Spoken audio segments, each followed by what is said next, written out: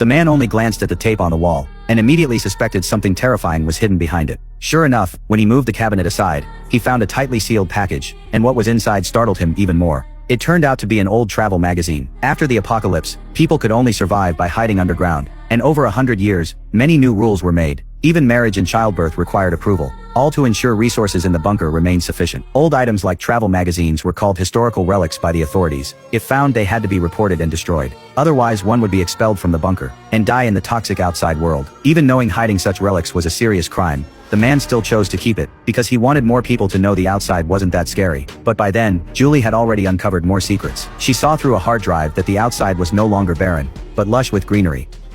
Display is alive.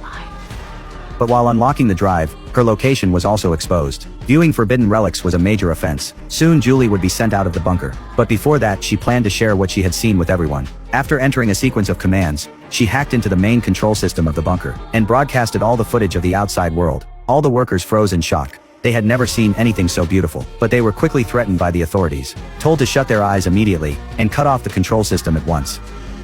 What you have just seen, you will unsee.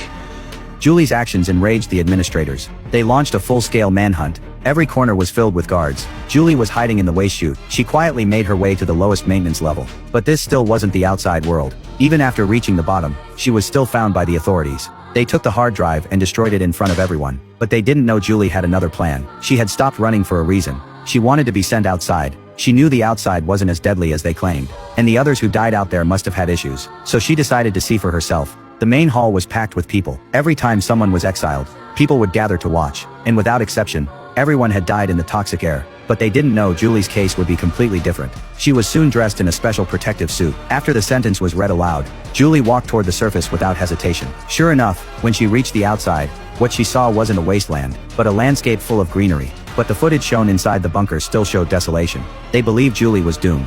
So they asked her to make one final contribution, to wipe the only external camera, just like others before her. But Julie dropped the cloth right in front of everyone. No one understood why she did that. They just watched her slowly walk into the distance, but soon she stumbled and fell. Everyone thought the toxic air had gotten to her. But in fact, Julie had just tripped on something. It turned out the outside really was abandoned, and the image inside the suit was the false one. Julie realized the body in front of her was the old sheriff, so she took his badge as a keepsake.